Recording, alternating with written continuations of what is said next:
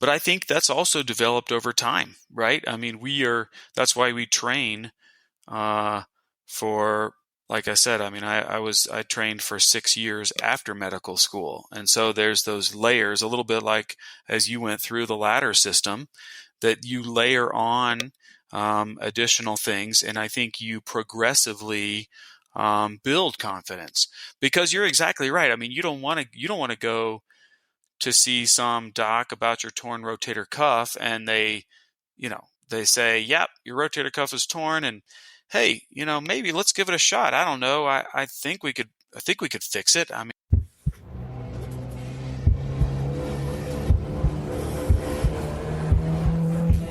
green flag. Welcome to the Blind Apex Podcast, where amateur club racers tune in to get faster.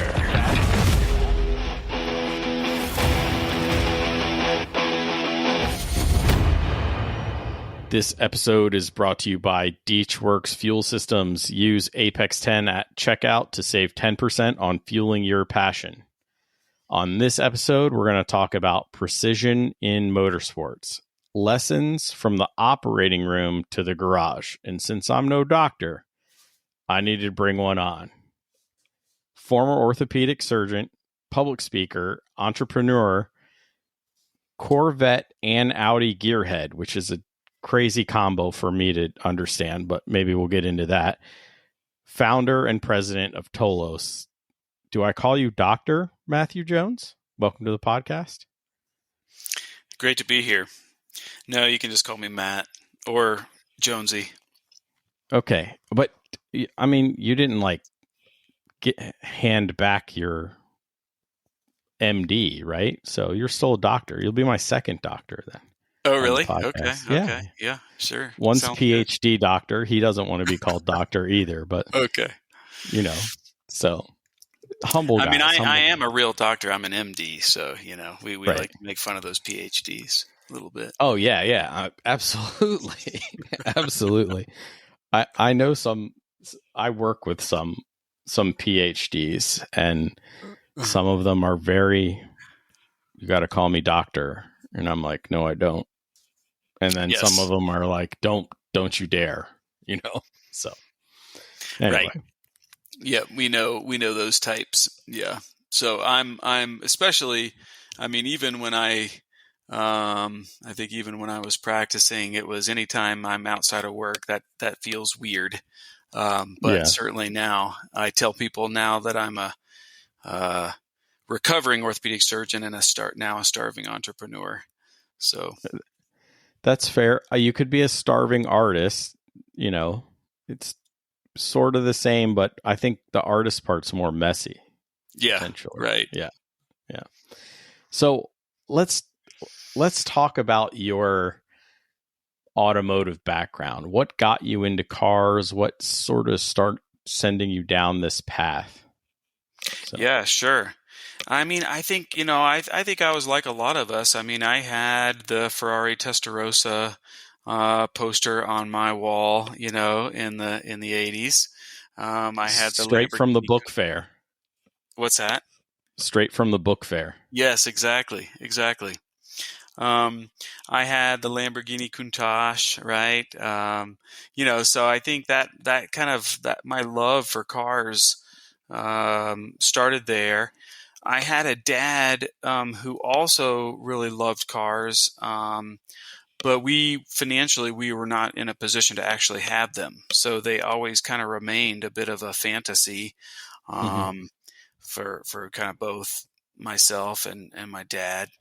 And so it really started actually being able to experience cars rather than them just being matchbox cars or posters on a wall was later for me. So we're talking in my 30s. Okay. We may get into this a little bit more, but as going through college and med school and residency, you don't actually start working until you're 32. So long road. But but go ahead. Lots of time to dream, right? So Mm-hmm. starts as a child. You have the Testarossa and Lambo on the wall, but career came first. Mm-hmm. So, Mm-hmm. and Yeah. then you got to make money. Right. Exactly. So, So it remains a dream. Yeah. Yeah. right. And I'll tell you, I mean, I think it's still a dream, I mean, I feel like I'm lucky to have been able to drive some kind of fun cars and, have some friends that have let me borrow a few of theirs. And I've been fortunate to, drive an Audi RS6 Avant. I was one of those guys who got one of the first Avants that came over to North America back in 2021, and I felt pretty lucky about that. But there's still a bunch of posters up on maybe virtual posters up on my wall still. Oh, there's a Corvette over your shoulder still. Did you own that car, or Yeah, so I own that one, and that's what kind of actually. That's kind of how Towlos got started, was because of that car. But before that, let's see, I think my first car that I really would say that I enjoyed, was a Subaru Legacy. It had I think is it a flat four? I think they made a turbocharged flat four, engine, I the don't know. Boxer engine, I think. We'll have to call Dewey for that. I don't know. Okay. All right. We'll talk to Dewey. And that was a fun little car, but that one was automatic. The next one that I had was in, let's call it like early 2010s, was I'm going to blank. I think it was well, I'll just say, I think it was a 2009, and I forget exactly what model that was. The Audi people can tell us what platform that one was, but it was a 2009 Audi S5 with I think it's the 4.2 liter naturally aspirated V8 with a manual gearbox. And that was kind of the first car, even though it was, I think, as I now know, still probably a little bit heavy. That one was, I think, the first car that I actually started to get confident enough where I could start to push it just a little bit to actually start to, kind of experience not nearly the capabilities that I had, but at least get closer than I had ever gotten before. It was fun. Mm-hmm. It was just fun fun. car. Yeah. Yep. Never on track. This was when I was living in Arizona, and so this was experiencing some of those really cool roads around Tucson. So there's lots of fun curvy roads out that way. Yeah, I've been out that way, mostly around the border, and there's definitely some crazy roads down there. So Really? Yeah. Oh, okay. Yeah. Were you able to be there with a car that was fun as well? No. Okay. A work rental. They're never fun. They're Okay. terrible. So awesome. So okay, let's talk about Towlos a little bit. One, because I have a trailer that sits a lot, and it probably shouldn't. But two, it does need work, so that's probably why it needs to sit more. I would trust myself to deal with it, but it needs to be upgraded a little. But let's talk about Towlos and this project and where it. Let's tell the story of how you had to have it. How did that Corvette play a role in starting this company? Yeah, sure, absolutely. So it was 2020, right? The world is in lockdown with COVID. I'm going crazy as everyone else is. We were living in Chicago at the time. And I just, I was just like, I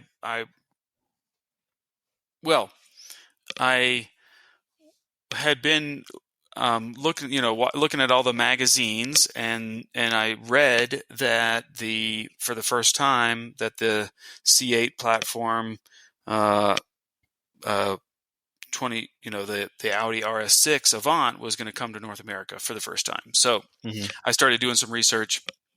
Talked to my dealership in Chicago. They said, "Hey, we'll get you one at sticker, but it'll be 2 years." So I kind of it was that emotion of getting, okay, this is going to happen. This thing's coming to North America. I can get one at sticker, and then hearing that's going to be 2+ years, waiting list.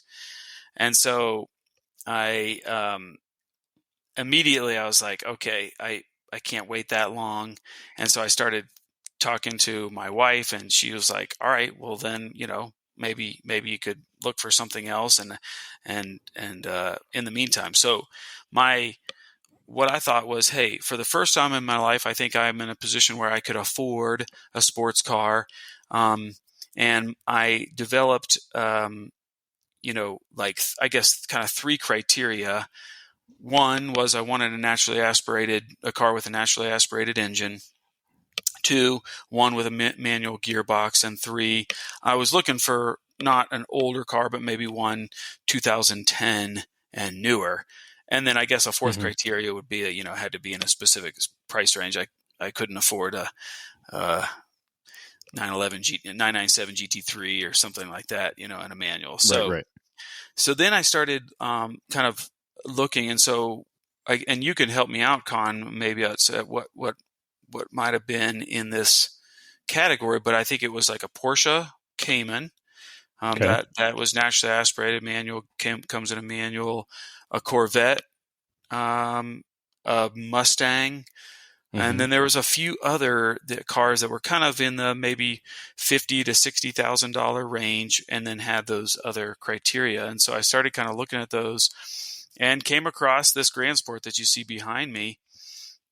And I had never been a Corvette before. My dad was a bit of a Corvette guy, although again, it was just all kind of in our fantasies. He never had one. He was born in 1953, which is the same year that the Corvettes started. So he was born the same year that the Corvette was born. But he he was never able to have afford a Corvette, and so I stumbled across this one. It was pretty new. It was a 2018 C7 Grand Sport, and that kind of fit the criteria. So that, I got that car not to track it, because again, I had never really tracked a car before. So I got it more just to have kind of a fun car that could be a kind of a, maybe not so much, not a daily driver, but it would be something that would kind of be fun to run around in. But then I started meeting some other guys with Corvettes, that had jean shorts and New Balance shoes, and but they were younger than what we typically think of Corvette owners, and they're like, hey, do you track your car? And I was like, no, I hadn't thought about that. And they said, you should. And so that's a little bit of kind of like, that's the very beginning of kind of how Towlos came to be, because we started driving to tracks like Road America. We could drive our cars there, but then we wanted to start expanding our horizons to places like Mid-Ohio or VIR, or some of these other places. And we just didn't want to be stranded if something happened while we were there. And so it was like, okay, let's just rent a car hauler, one that fits a sports car, one that has the right approach angle, that you can get a sports car up on there. You can open the door and it doesn't bang into the fender of the trailer. Right. And so we knew a U-Haul car hauler would not fit that criteria. And so we thought, well, let's just rent a car hauler. And this was 2021. And it was really hard. It was much harder than it should be. And that's kind of was the spark for Towlos, which if your listeners aren't familiar, is a trailer sharing peer-to-peer marketplace. So think of what Airbnb does for homes, or of what Turo does for cars. Towlos does that kind of does that same thing, but for trailers.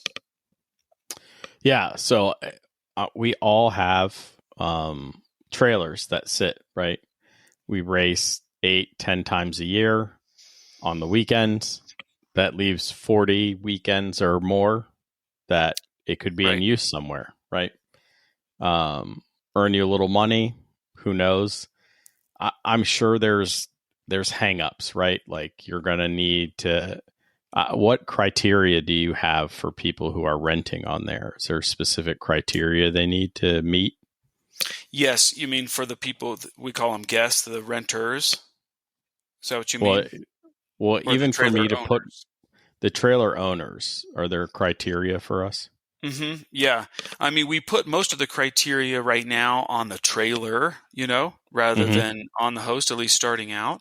And so, as you can imagine, the trailers, we don't have a hard and fast rule of how new they need to be, because we have some, we call them hosts. Those are the trailer owners that have rebuilt their trailers. They have a 20-year-old trailer, but it has all new hubs, and they just redid the brakes and everything. And so, but I'll tell you, I think our average trailer is just over 2 years old. So they tend to be pretty new trailers, which then of course tends for them to have newer tires, brakes that work, hubs that have don't have too many miles on them. But yeah, we have criteria as far as just hub maintenance, making sure the brakes, the lights work, that mechanically those trailers are in good shape. Yeah, yeah, and so I need to get my trailer into that shape Mm-hmm. because, I mean, I tow from my house to VIR. It's like 4 or 5 hours. I tow Okay. it with my Tundra. It's not a big deal. I know all the quirks of my trailer, but before I would ever rent my trailer, I'd need it to be quirk free. So, Mm-hmm. Mm-hmm. Well, that here's some light doesn't motivation work. for you, man. Well, yeah, and yeah, I got to work on my truck and my trailer this off season. So, Right. but it would be good. I think it's great. I think it's good for us who have crappy trailers that haven't started working yet. So I have a marketplace if I need to go rent one. Mm-hmm. Yes, If my exactly. trailer's down, like, You're not yeah, SOL. Mm-hmm. right. Right. It's important, right? It's a good avenue. So you started this because you needed to rent a trailer, and there's no trailer rental outside of U-Haul. And I've seen the U-Haul trailers, and there's no way I would never put a Grand Sport on one of those things, let alone my Corvette or my Civic. I don't have a Corvette. My Mm-hmm. Civic wouldn't even go on one of those, right? So I don't know I how mean, people I, do I it. think they serve a purpose, right? And they're built to haul Toyota Corollas or Jeeps or whatever, and they probably do just fine with that. But what we found is that you want and you guys all your automotive listeners know this. You need the right tool for the job, and so a Right, U-Haul trailer is just not the right tool for a sports car, for a race car. And right, so, over the years, people have made it work. I mean, we've taken pictures of these 2x12 blocks that people use so that they drive up on there, so that it lifts the car up high enough so that they can open the doors over the fenders and stuff. And we've actually seen a couple unfortunate incidents where the cars have fallen off the trailer because they're just not using the right tool. right. Um, and so that's where, it's been kind of cool just to kind of see where we can help to serve a specific need. And we were kind of born in the roots of motorsports because just that's kind of how, I was kind of solving my own problem. But we pretty quickly recognized that there's these same needs for those who need to rent an enclosed hauler, a dump trailer, a horse trailer, a boat trailer, the specialty trailers like motorcycle trailers. Those have specific needs, and so it's been kind of cool to say, hey, let's unlock access to. There's actually just over 20 million of these types of trailers in the U.S., which I guess maybe I should have asked you to kind of guess, because at least when I was thinking about it, Con, I thought there's probably 500 to maybe 1,000 to 1,000,000 of these trailers available. It turns out just in the U.S. alone, these what we call these Towlos suitable trailers, there's over 20 million of these trailers. That's a lot. That's way more. Isn't I that wouldn't have crazy? guessed that many. Yeah. Yeah, yeah, yeah. I mean, Um. U-Haul alone has 138,000 trailers. So Oh, they wow. own in the U.S. 138, and that's what you think of. It's those box trailers, those with those single axle or double axle box trailers. And then those car haulers.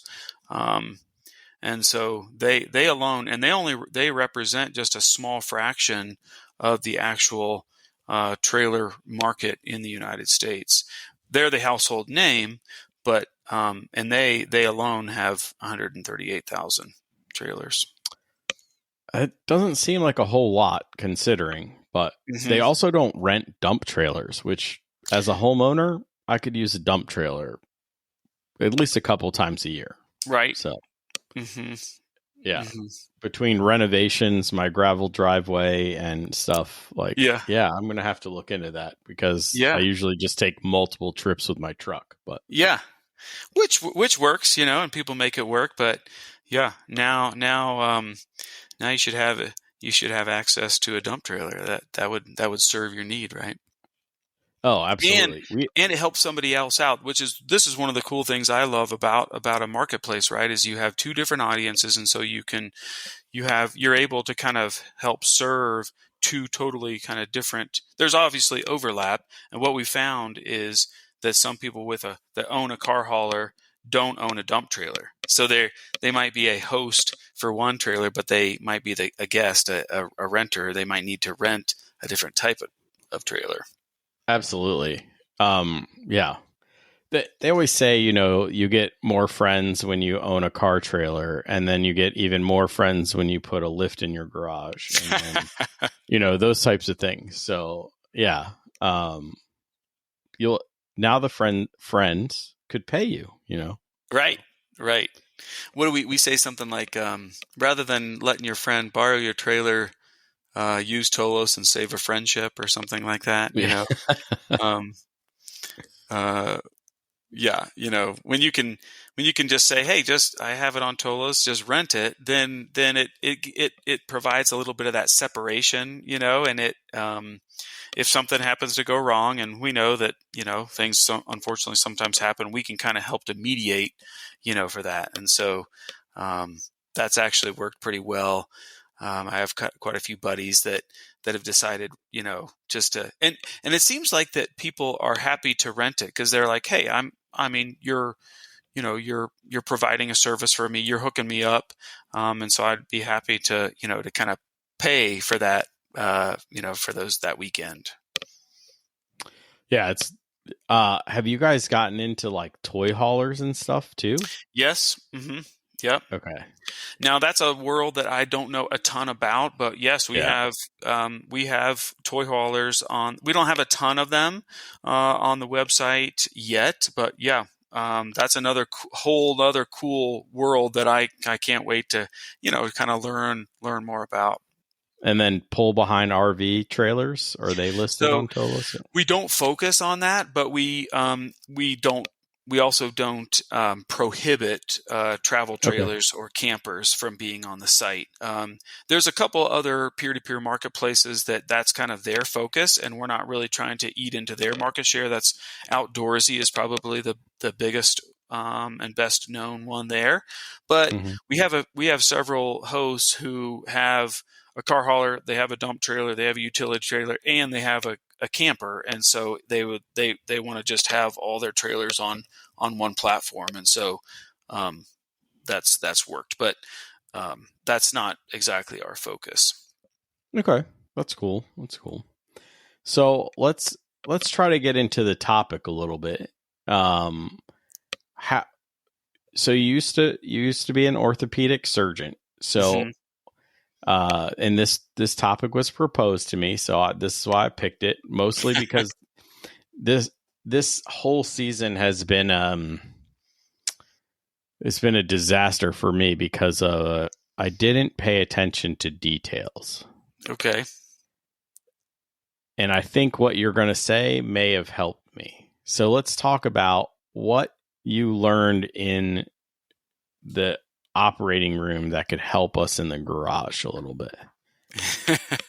As far as attention to detail, well, do you mind Well, telling all of me it. and refreshing the audiences like on a couple of the details that you wish you would have paid attention to? Well, so I did an engine swap, and somehow in that process, and I started using like orange Loctite. Well, it's not Loctite, Okay. Permatex. So it's the strength of red, but the breakaway of blue, and all this stuff. Anyway, and I'm generally methodical. I build in a process for myself because every year the engine comes out, engine and transmission come out. Okay. Okay. And so, but in the end, the power wire, the mainline power wire for my alternator was loose. A ground was loose, but I swear I marked it. So it had to have been torqued at some point Mm-hmm. and still came loose. And then a butt connector to my battery, the battery ground, Terminal or the terminal came loose. Okay. The one where it attaches, the wire goes to the terminal that attaches to the chassis. That wire was crimped, and I buy specific tools for this. Like I'm not shopping on Amazon, right? I went to RaceWire and bought my stuff. Like I'm I'm usually so methodical about it that all of this stuff bit me. And I've raced once this year. Oh, okay. And it was this couple weeks ago now. And I'm just like, oh, and we found it. So the audience knows, but it would happen like 2 to 4 laps into a session, but I could never get it to duplicate in the garage. Okay. So I had to go to the track, and I had to troubleshoot at the track, which makes life super expensive to try to troubleshoot, right? Because right. $400 track day, bring everything you own, every tool you own, borrow stuff, do whatever you can do to try to diagnose it. But eventually you run out of ideas and places to look, right? Yeah, so you had a hard time reproducing it. Yeah, and really the only way I found it was friends. I was at an event, we had like a 20 plus car field, and friends were there, like guys who couldn't race that weekend were there to spectate, to help, to do all these things. And I had the issue. I pull it in, and they had just started attacking it. They opening doors, trunks, engines, the hood's open, and they're wiggling and looking and doing this, and they find all these details that I thought were good to go because I have a checklist. Like I go through it. So anyway. Yeah. Yeah. So I think I guess I'll back up a little bit and just kind of give everyone just a kind of a quick background. So I went to medical school in Ohio, and then did an orthopedic surgery residency, which took me to both to Detroit, Michigan, and to Tucson, Arizona. And then I did a fellowship at UCLA in sports medicine. So that's 14 years of training after high school when you combine undergrad, med school, residency, and fellowship. So, of course, by the time you get done, you're 32 years old. So I think as you can imagine, in that type of environment, you just don't have the we're dealing with, when you're kind of dealing with patients and human lives and quality of life, you just attention to detail is just not an option. And so over the years, through training, I think those of us who, tend to be attracted to a surgical subspecialty, we probably have a natural bent towards attention to detail anyway. So there's probably just some inborn tendencies there. But then I think that also gets honed through the years, right? And so having this kind of attention to detail and demanding precision, I think was incredibly important as a surgeon. So I did primarily arthroscopic surgeries, and so that's arthro means joint in Latin, scope is the camera, and I did mostly shoulder and knee surgeries, mostly like rotator cuff repairs and ACL reconstruction, and that's often where your hands you're not actually looking. You're looking at a monitor, which shows you what the camera is looking at, and so you're not actually looking at what your hands are doing. So that takes some training as well, and so, but as you can imagine, through that process, there's attention to detail. We do something that's called a surgical timeout, where before every surgery, and this applies quite a bit to any surgical subspecialty where there is two of something, right? So if you have two eyes, you want to make sure if you're supposed to be working on the left eye that you actually are operating on the left eye.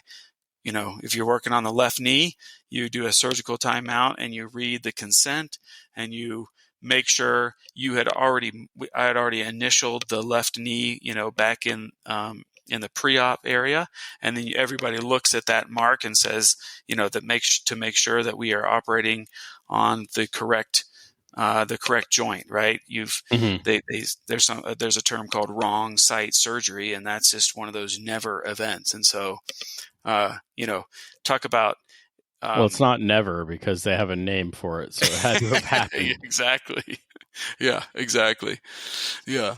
But you can imagine, why those checklists are put into place. And it's for exactly that it has happened before. And so, demanding precision and attention to detail, I think, kind of whether executing a complex surgery or designing a platform like Towlos, there's some parallels there. And so, I think, some of the, I think that if people go to Towlos.com, Towlos, and they see the design, my hope is that they'll notice the attention to detail there. We've tried to design something that's elegant, that does not get in your way. I think so many websites can tend to be clunky and kind of we want it to lead you to where you want to go and just get out of your way. And so there was some interesting parallels there. Another interesting one, Con, is that in the OR, of course, we had to solve problems under pressure. So we had to have kind of critical thinking skills. We didn't really have the luxury of lots of time. We talk when people are under anesthesia, there's an anesthesia time. There's also something that sometimes we use in surgery called a tourniquet, which is where you basically exsanguinate the extremity. You take all or most of the blood out of let's say for the leg, for example, so that then you can work on the knee in a relatively low blood environment. But that tourniquet, it's basically squeezing the thigh, and that can only be up for so long, and then you have to decrease that, right? So being able to address kind of issues in real time, that's been another parallel that I think I hope has served me well as a tech founder, as I've kind of had to navigate through technical or kind of marketplace challenges, and continue to find ways to kind of keep Towlos competitive. So there's been several parallels that at first I didn't think about, that I think as I've kind of reflected back on it a bit, even though maybe when it really comes down to kind of the actual knowledge work, those are very different fields, but there are some kind of some parallels that that have existed in as both kind of an orthopedic surgeon and as a tech founder? Yeah, so I'm on the website right now, and I think it starts you correct, right? Like it gives you what you need when you first start, and it sort of builds on itself, right? So where are you? When do you need it? You know, and then it progresses from there. So it's not overwhelming you off the break. It gives you those steps, and it's not busy, right? Like, Okay. so I can appreciate that as somebody who has to deal with websites all the time. But so what other things sort of apply for you as an entrepreneur, as a former orthopedic? What are those things that really help you, that you learned in the past that are going to help you with this project and future projects? Yeah, sure. You know, uh, I'm I'm a left-handed guy, and so many of us lefties are a little bit crazy. Um, Wrong-handed. yes, exactly. But uh, uh, we our brains tend to work a little bit differently, and one of the things that, as a surgeon, that tended to help me with is we tend to be a bit ambidextrous, and one quick story is when you're a surgical intern, you're nothing. You're the low guy on the totem pole. You basically you're in the operating room. You're assisting. You're retracting. You're getting yelled at, and you really you don't want to make any waves. And one of the first things that you're usually able to do is to kind of close a wound. So towards the end of the surgery, you can kind of um, help suture the wound back together. If you make an incision, then obviously that needs to be sewn back up, and many times you have to sew it in layers. So you'll sew the fascial layer back together, and then sometimes you'll sew the subcutaneous layer back together before you sew the skin back together. And as probably you guys already know, that many times instruments come and they work better in one hand versus another. And because we live in Right. a right-handed world, scissors work better if you use your right hand to cut to use the scissors. We also use a needle driver, and so when they load a needle, usually the scrub tech will load the needle for you, and then you'll put your hand out, and they'll put the instrument in your hand. So you put and so they would always hand that needle to me, and it was loaded for a righty. And so I kind of had this moment where I remember as an intern where I was like, okay, I have a couple choices here, and maybe a few of them were not such a great idea. One that I think I kind of thought, man, this probably was not the best idea, is to kind of tell the scrub tech, oh, sorry, I'm left-handed. Can you load that needle differently so that I can use my left hand? I thought that wasn't that was probably the worst idea. The second worst idea was, well, a different idea was to just go ahead and take the instrument, and then I could reload it myself, and I guess that might be okay. But I thought this might be an amazing opportunity to start to practice using my right hand. I'm ambidextrous. I do a lot of things with my right hand anyway. And before people freak out that you're just practicing, you make sure that the result is exactly what you want. So you don't that's the other thing that we learn, is that we don't ever settle for mediocrity, right? That's just unacceptable. Which again, I think is another parallel that has kind of transitioned into now kind of this new career as a tech founder.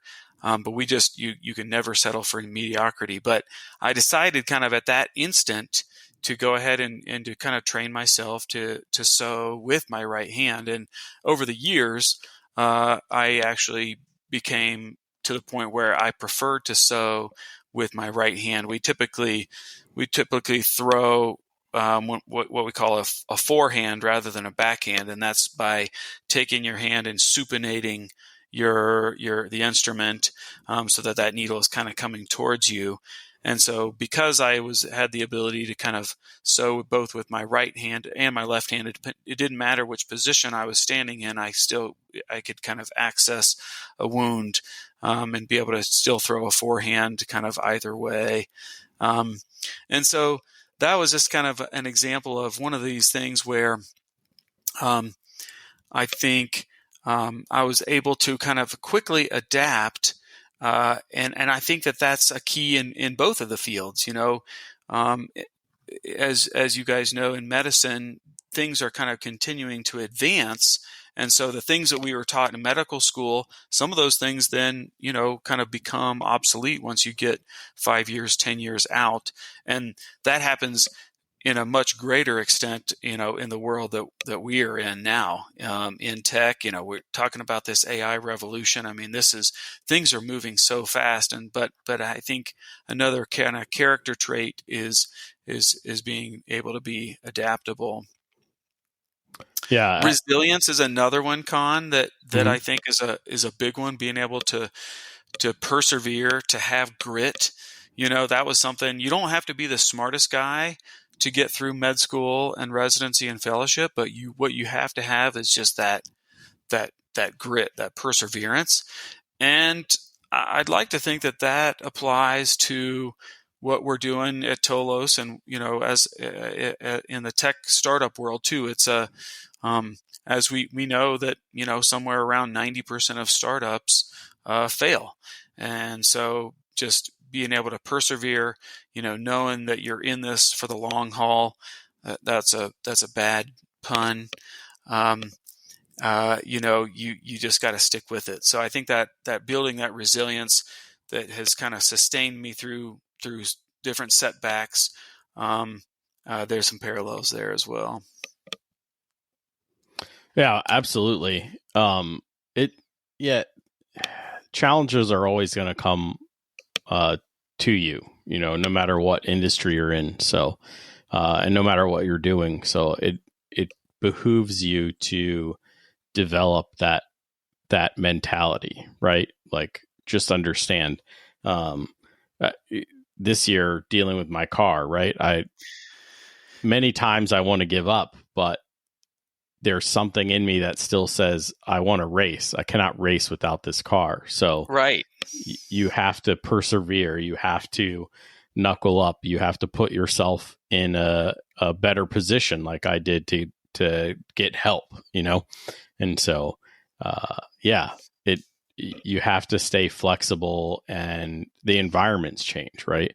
When you're at the track, it's not always sunshine and rainbows, right? But we don't recommend skipping out on sessions if it's inclement weather, right? Because there's even more to learn sometimes, when it's wet out or whatever, So we don't give up, just because it's not optimal. So right. Yeah, and every time you do that, I think that just builds layers of resilience, right? Yeah, and I'm sure you learn. Yeah, you have the opportunity to learn things that you never would have learned if you would have just said, "Yeah, I'm a fair weather racer." Right. Yeah, And I bet there are people like that. I imagine, and they that probably does them a disservice. Yeah, I mean, it does. It does, because even in the dry, the track can be slick. So why not go out in the wet, right? So but you have to have that attitude. At the track, we already, I hate to say it because my wife works in the hospital setting, so she tells me that the surgeons always have this like a machismo, like a bravado, right? They carry themselves in a certain. Okay, you said it, not me, but yes, but that attitude, it's a confidence builder, right? And if they don't have it, that's probably a problem. I don't know if I would want somebody cutting on me that didn't have that type of attitude, right? I'm good at what I do. I'm going to do what I do, and I'm going to do it the best, right? That's a similar attitude that we have to go out on track with. Yes. If you go out reserved, if you go out and go, maybe I shouldn't be here, you become dangerous in a bad way, right? I'm sure. Yeah. If you're tentative, if you're fearful, right. I bet that can go south quick. Yes, absolutely. And so, but it's I would hate to say that. I mean, we're type A's generally at the track. We're very confident people, but we learn it. I wouldn't say that I'm always confident, but when I'm at the track, this is my area. I'm going to own it. Right. Would you say that you've always been confident? Because obviously at some point when you first started, you didn't, you didn't know the track. That wasn't like your world. How do you feel? How do you think you kind of, like worked your way to the point that you're at now? So I worked my way through the NASA HPDE ladder system. Okay. And I feel like my instructors did a good job in building that confidence, right? Okay. Setting goals every time we went out. If we didn't meet them, how do we meet them next time? If we did meet them, do we need to add more goals? Do we need to redefine the goals we just met and refine them some more? It's a learning experience. I don't know where do all the surgeons learn their God complex, right? Like, yeah. Again, it's probably there's probably a little bit of personality that comes in that probably is just a bit of a, you get some, there's some kind of inherent personalities that I think tend to, be more, that lend themselves to those fields. But I think that's also developed over time, right? I mean, that's why we train, for, like I said, I mean, I trained for 6 years after medical school. And so there's those layers, a little bit like as you went through the ladder system, that you layer on, additional things. And I think you progressively, build confidence, because you're exactly right. I mean, you don't want to go to see some doc about your torn rotator cuff and they say, yep, your rotator cuff is torn, and hey, maybe let's give it a shot. I don't know. I think we could fix it. I mean, let's hope for the best. It's just like, if I heard that from my surgeon, I'd be out of there in an instant. You want a surgeon who has the confidence that, hey, I have experience doing this. Yes, we don't know exactly kind of what the tissue is going to be like until we kind of actually get in there and we can kind of grab it and we can kind of see how mobile it is. But with your type of rotator cuff tear, I would have, I'd be very confident that we can get this fixed. I mean, you want your surgeon to have a pretty high level of confidence, right? Right. You wouldn't want it any other way. But in general, like, even you in the entrepreneurial world, like, you have to apply that. You can go, I don't know XYZ in this tech field, right? Because you're not a tech person necessarily, but you're doing a tech startup. But what you can go is, well, I learned how to be a doctor, how to be an orthopedic surgeon. That was difficult. I can learn this. I can own this. I can make this work, right? Exactly. That's that growth mindset. Mm-hmm. Right. Yeah. Mm-hmm. And it's just like, I'll give you a perspective. I haven't done it this year, but in a couple weeks, hopefully I am, is if I go to a new track that I've never driven before, like, I need to still own that track. I need to be confident and go, yes, I've never been here before. Here's my process on how to learn it. Here's my process on how to master it and get faster every time I go out, right? I can't go in there timid and go, oh, I don't know it. Maybe I shouldn't be out here, right? You have And to so, go. what are some of the steps that you go through to kind of master that? Well, so in prior podcasts, we talked about it's a tool that they use in iRacing, where in iRacing they do a third gear no brake lap. Okay. So, and I actually use it for various things in iRacing, but I can do that because it's a private track day. So, I'll try that stunt. But also, if you look at a track map and you can go, okay, this corner looks a lot like another corner I've been to. Okay. Yes. And then when you get there, you go, well, it is, but it's off camber. So I can apply entry, but I can't apply exit. Right. And you have to really start working it. You lean on what you know, apply it to what's in front of you, and then you start building off of it. Right. Mm-hmm. And you start slower than, 10 tenths, start at 7 tenths, and then go, okay, and then start clipping them one at a time. I can identify corners that I think I don't need to be at 7 tenths, probably from the map, right? I can look at types of corners. We've covered that on this podcast. What is the type of corner? Mm-hmm. There's certain corners that my car is very good at. Okay. I won't say me because I'm just a hack, right? But the car likes the corner. Well. The car likes fast corners. So if there's a fast corner, I won't worry about that as much, right? Uh-huh. I've built the car to be very compliant on curbs. So at first, I'll start attacking curbs early, where most people will stay off the curb and see if the car likes the curb. My car hasn't found a curb it doesn't like on the track. So I'll just mount the curb and it's very compliant. So I don't worry about it.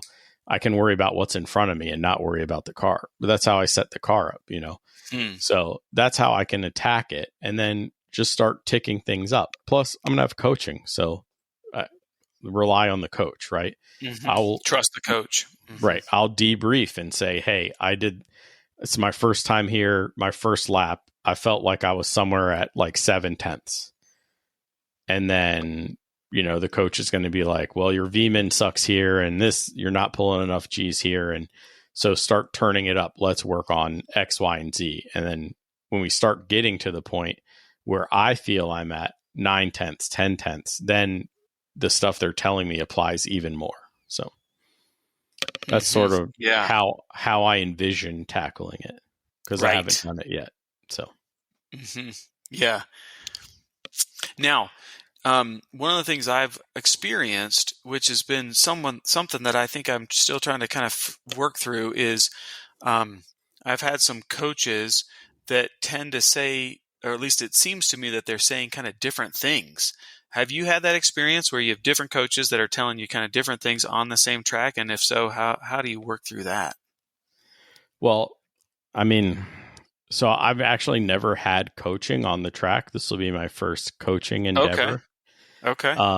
But in my past playing baseball and basketball, I've definitely had different coaches telling me different things, right?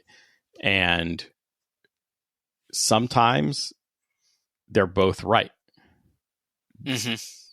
And it could be, it really depends on the situation. So I could have a coach that sees, I don't know, that the chassis is the problem, right? So I'm tripoding a front wheel drive car early, right? And not from apex out or wherever, right? And so their input may actually settle the car down, but if you can sort of merge it, you might get both of it right. They're not necessarily, just because it's two different ways of coaching you. It's two different inputs. But at the same time, it could both be right. So to be honest, in my opinion, I've never been coached before necessarily outside of the right seat instructor when I was going through the NASA stuff. But Mm-hmm. I want to be as open-minded as possible. So if I hear one coach tell me, whatever, you need to trail break in, right? And then I hear another coach tell me, no, I want you to break in a straight line and bend the car in. I'll happily say, hey, but so-and-so said to trail break in, and maybe the guy who's telling me to break in a straight line already sees that I'm trying to trail break in, but I can't take it deep enough, and he wants to back me up and then work me in it a different way. So I'll just be open about it. I really don't care. If two coaches tell me two different things, like, let's all three talk about it, right? Like, I just want to learn. Yeah. And I think kind of having that that open mindset, I mean, that's something that I think has served me well in my career as an orthopedic surgeon, and then is serving me well now. What I want to get is many inputs, and I want them to disagree. I tell my team, life is too short for sycophants. I don't want yes men. And so I want to, we do this thing we call it the 4 Ds. We debate, we decide, then we deliver, and then sometimes at certain decisions we debrief. So we want to debate. We want to debate an issue, and I want people to disagree. And I want to, as the leader, I want to take those inputs. I want to try to make sure that I'm not maybe tipping my hand. And I think that's something I think I'm still working on is accepting inputs, not necessarily agreeing with, person A or B or C, but just receiving those inputs. And so we debate, and then as a team, we decide. And then even if we don't individually kind of all agree, we still deliver, and we try to deliver one single message, so we try to be on point. And then we also want to have the humility to then debrief and ask ourselves, did we make the right decision? And so I wonder if that can apply to different coaches that have different opinions, in different places, and they may, like you said, sometimes they might just be looking at the same, looking at one thing just from a different perspective. But being able to accept different inputs, I think, is probably another good life skill. Yeah, absolutely.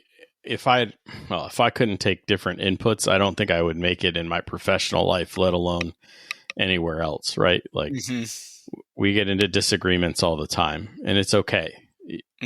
And you don't, as a race car driver, you don't have to like everything you hear. You can decide on what you want to do, right? But you can go for that second opinion or a third opinion or whatever it is, right? But and this applies everywhere.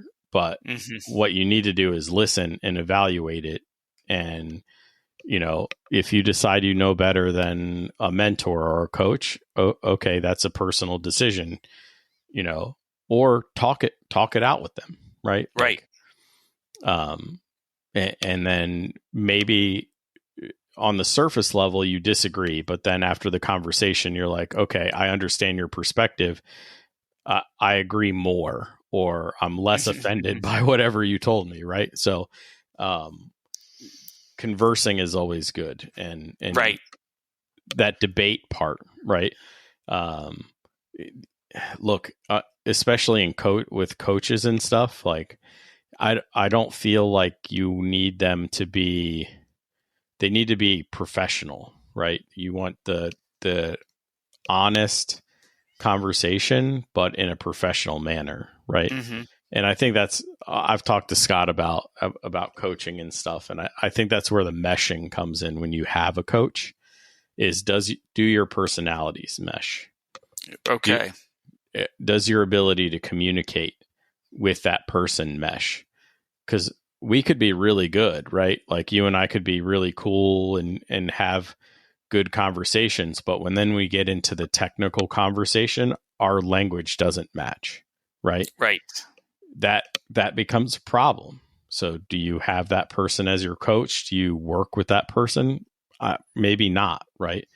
The guys out of the Northeast that always call a radiator a radiator drive me freaking nuts. I won't even talk to them about that stuff, right? But I'm just joking. But you know what I'm saying, right? Like when the things don't mesh in the manner you want them to, in the environment Yeah, you want if them you're to. speaking two different languages, yeah, Yeah, yeah, and it's gonna be you and hard I to could go have a communicate. beer and communicate great. And then when we get into the professional area or wherever we're working on, whatever we're working on, whether it's driving or data or Tolos and making changes, if we can't communicate in that level, then we have to figure something out. So, Right.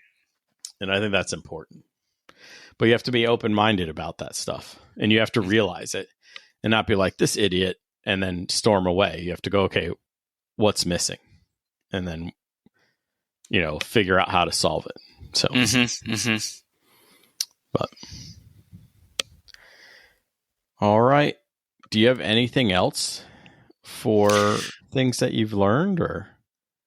Well, that is that's a continual journey, right? Right. One I there were if we have a few more minutes, there was two kind of realizations that I kind of came to that actually I've come to kind of recently. Do you mind if I share a couple of those? Go for it. So, when you're going through medical school, of course, you kind of have an opportunity to be a dermatologist, an internist, a pediatrician, a surgeon, and then you kind of, if you're going down that surgical route, then you decide, kind of what type of surgical specialty you want to do. And so, as I kind of went through my medical journey, I eventually became what's considered a subspecialist. So a specialist would be an orthopedic surgeon, and then those who do a fellowship, they do a subspecialty. So I was did a fellowship within within orthopedic sports medicine. So rather than doing spine surgery or complex hand surgery or complex foot and ankle surgery, I focused on the sports surgery, which tends to be shoulders and knees primarily.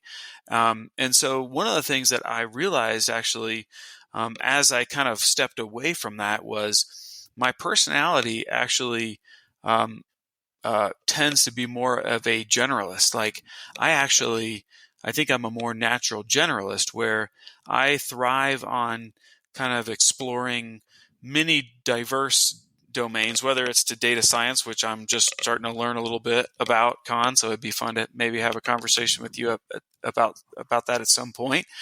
Versus marketing, versus building websites, versus when they first started talking about MVP early on, I was just, if that struck me as really strange because these are these tech guys talking about MVP, and I was thinking mitral valve prolapse. Like why are they talking about the heart? Because in talking about different different languages in medicine, we say MVP is mitral valve prolapse, which is one of the valves in the heart that doesn't work correctly, and it allows blood to kind of leak back the wrong way. But they're talking about minimum viable product, and so it was that was a totally different, kind of change. But I've realized that I actually love learning a little bit about a lot of different fields, and then kind of drawing parallels between sometimes maybe seemingly disparate entities. And that I think has fueled the innovation at Tolos. So that's one thing, is that I think naturally I'm a little bit more of just a natural generalist. The other thing that I've realized, and this kind of I think speaks to kind of my interest in motorsports and driving fast on a track, is that I have just naturally a higher tolerance for risk. In medicine, we are taught to be very risk adverse for good reason. And so what I found is I've kind of reflected on my personal journey is that I naturally am a more of a risk tolerant person, and I think that has allowed me to kind of to seize various opportunities within within the current field, because it does. We talk about high risk, low data decisions, Mhm. and I feel like we make those every day.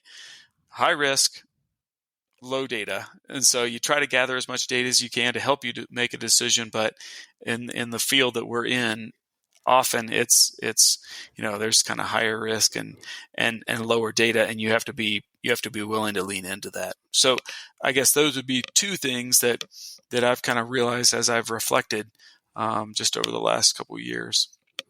I could never do the high risk, low data where I am, but You're a data scientist, that's why you can't. yeah, I just can't do it. So, when I have low data, it's a high risk for my decision makers because they're Right. they're definitely blind about it. So, anyway, well, awesome, Matt.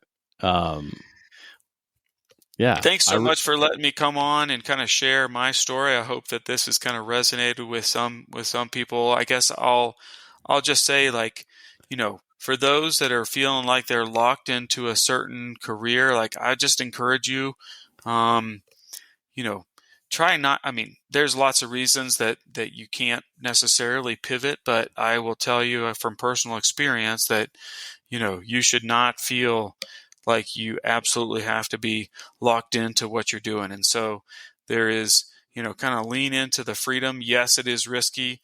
I can't guarantee the outcome of kind of what we're doing now, but I guess I'd encourage your listeners to life is too short to hate what you're doing.